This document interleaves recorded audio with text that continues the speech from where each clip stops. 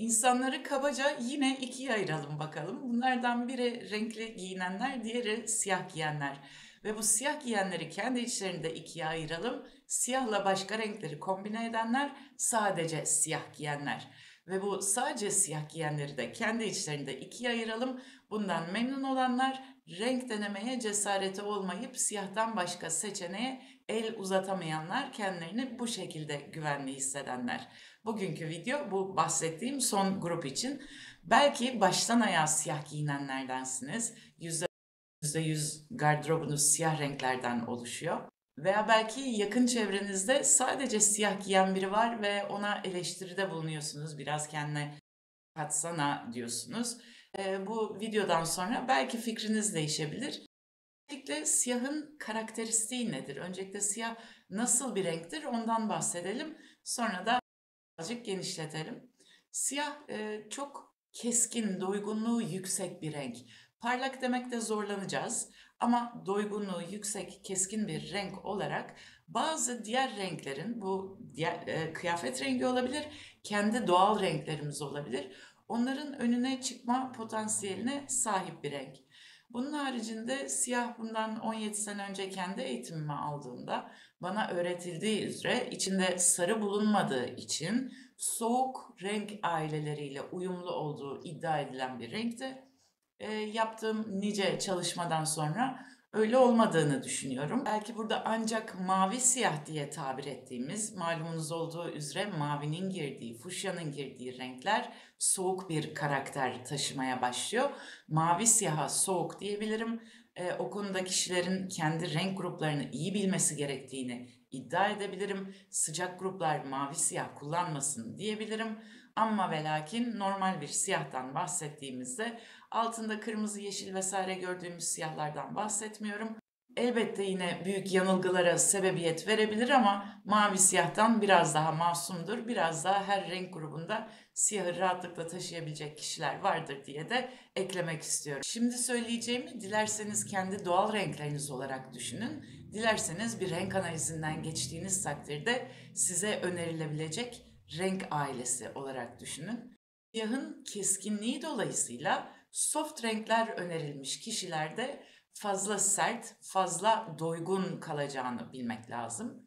Onun haricinde genel görüntünün açık olduğu renk gruplarında siyahın genel görüntünün koyuluğu itibariyle çok dışında kalacağını ve ilk dikkat çeken unsur olacağını bilin. Yüzümüzden rol çalma olasılığı var. Onun haricinde bir de çok sıcak renklerin yanında çok sıcak renklere kıyasla soğuk olarak algılanma potansiyeli var.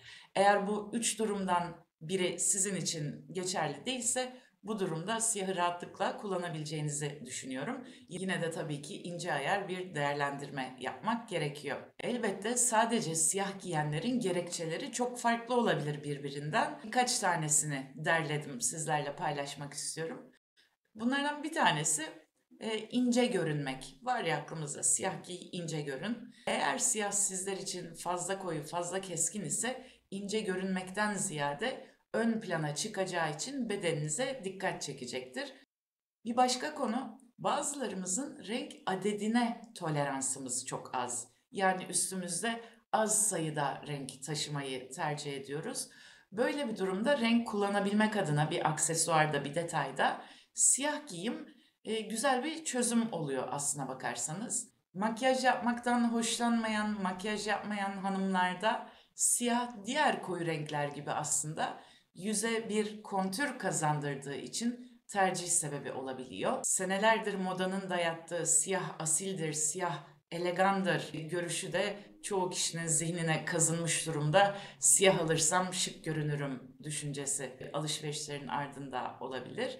Bir de coğrafi kültürden çok bağımsız alt kültür diyebileceğimiz işte rock'tur, gotik tarzdır, sanattır, yaratıcılık gerektiren mesleklerdir.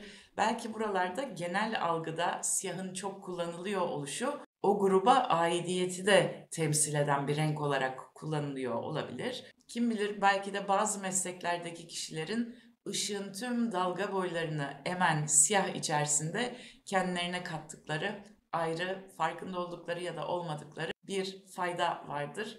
Neden olmasın? Kıyafetlerde model itibarıyla en çok seçeneğin siyahlar üstünde olması da belki sürekli siyah alışveriş yapmanın bir gerekçesi olabilir. Bazı kişiler için siyah bir imza renktir ve öyle tanınıyor olmaktan hoşlanıyor olabilirler.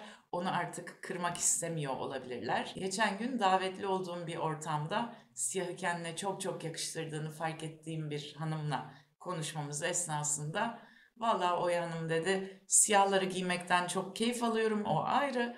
Fakat onun haricinde renkli bir kıyafeti birden çok davette giymem pek mümkün görünmüyor. Siyah en azından defalarca giyilmiş izlenimini de vermiyor" dedi. Bu da bir sebep olabilir. Aynı demirbaş parçaları sıklıkla kullanmak ve renkle belki çeşitlendirmek kimilerimiz için biraz daha kolay, biraz daha minimalist bir yaklaşım olabilir. Kabaca baktığımızda siyahı bu kadar keyifle giyen kişilerin benimle paylaştıkları, okuduğum, gördüğüm kadarıyla düşünceleri bu yönde. Biz şimdi bu kişileri bir kenara bırakacağız çünkü sadece siyah giymekten mutlular.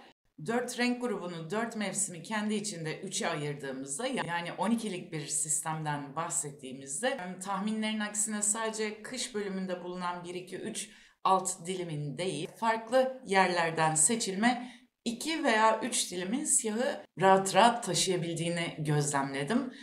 Dolayısıyla bu 3 alt grubun haricinde kişilerden biriyseniz ve siyah konusunda ısrarcıysanız yanılıyor olabilirsiniz. O yüzden az sonra bahsedeceğim konuları dikkatle dinleyin. Şimdi sadece siyah giymenin avantajlarını konuştuk. Bazı insanlar bu avantajlardan yararlanıyorlar. Ama bir de dezavantajları var kanımca.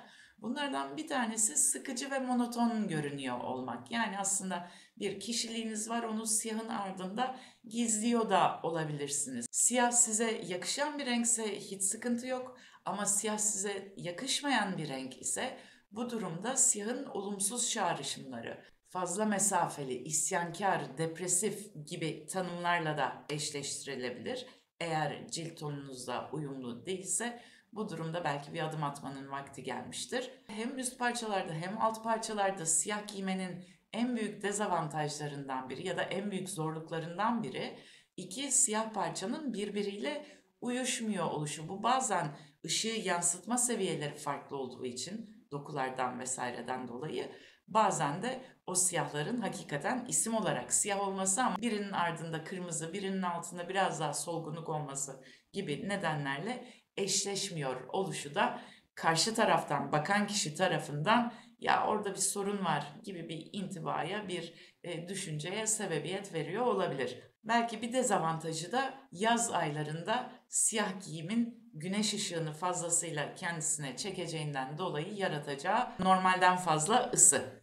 Bu da bazı kişilere rahatsızlık veriyor olabilir. Renk giymeye cesaret edemeyen bazı kişilerde de aslında şunu görüyorum. Renk deyince en canlı, en parlak renkleri belki düşünüyorlar.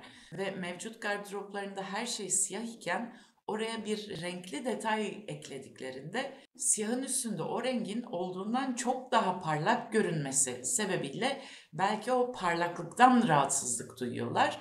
Dolayısıyla siyahın üstünde renk denemek renklere yeni geçiş yapan kişiler için çok da doğru bir deneme tahtası değil. Deneme zemini sunamıyor maalesef. Son olarak şöyle bir şey ekleyeyim. Herkesin siyah giydiği bir davette siyahı kendine yakıştıranlar hakikaten ışıl ışıl başka insanların da beğenisini kazanırken ben ve benim gibi siyahı bir numara olarak taşıyamayan kişilerde oldukça vasat bir görüntü sunma olasılığı maalesef var.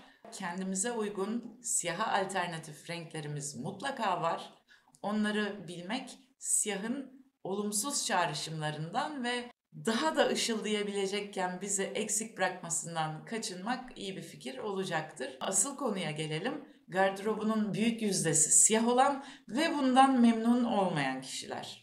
Şimdi bu kişilerin aslına bakarsanız bizim bu ilkbahar, yaz, sonbahar, kış döngüsündeki renk çarkında renk gruplarının, mevsimlerin tam göbeğinde yer almayıp da bir başka mevsime komşu olan kişilerde ne renk giyeceğini bilememek hadisesinin daha baskın olduğunu fark ediyorum.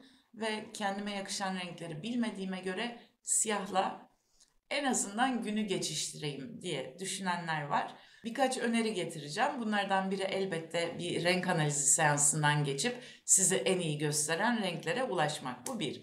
İkincisi, sanıyorum yetişkinlikte insanlar siyah renge biraz daha fazla odaklanmaya başlıyorlar. Gençliğimiz, çocukluğumuz, o dönemleri bir hatırlayıp aile büyüklerine sorup en sevdiğim renkler nelerdi diye bir geri bildirim aldıktan sonra o renklere tekrar bir şans verilebilir. Gardırobun arka köşelerinde giyilmedik bir takım renkler olabilir. Belki hediye gelmiştir. Belki çok eski senelerden kalmıştır. Onlara tekrar bir şans verilebilir. Veya bir mağazada bir alışveriş esnasında iç sesinizin ilginç bulduğu bir renge bir şans verip onu deneyip ayna karşısında kendinize nasıl yakışıp yakışmadığını deneyimlemekte bu renge geçiş aşamasında sizi renklere ısındıracak bir pratik olabilir. Siyahın kimlere yakışacağı, kimlere yakışmayacağı konusuna değinmediğimiz ama siyah giyimden sıkılmış, bunalmış kişiler için hazırladığım bu video dilerim ilginizi çekmiştir, faydalanmışsınızdır. İzlediğiniz için teşekkür ederim.